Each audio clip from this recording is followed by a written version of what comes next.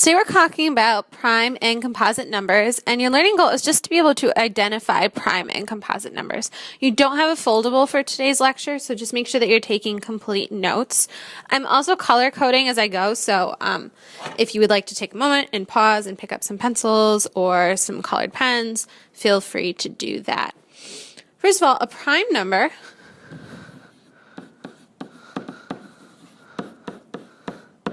is a number that only has factors 1,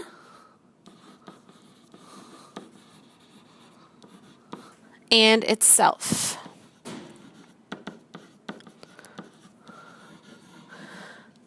Now remember, factors are the numbers we use to multiply together to get a product.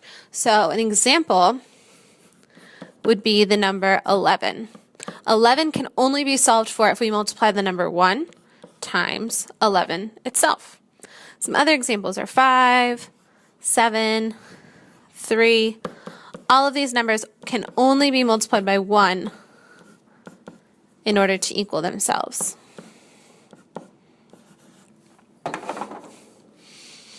On the flip side, a composite number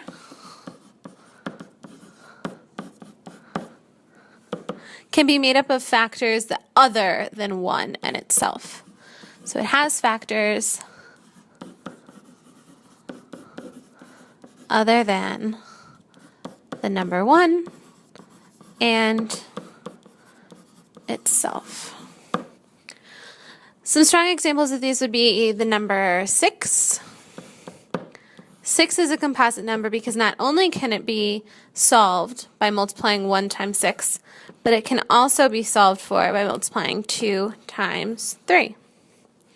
Another composite number would be 12. You can solve for the number 12 saying 1 times 12, 2 times 6, and 3 times 4.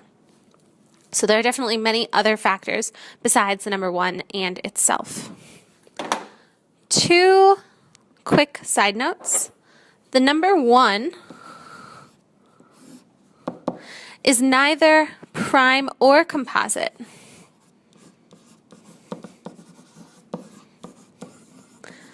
And that's because 1 only has a single factor.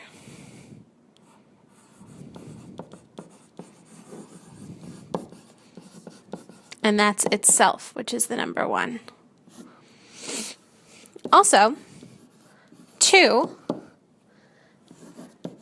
is the only even number that is prime.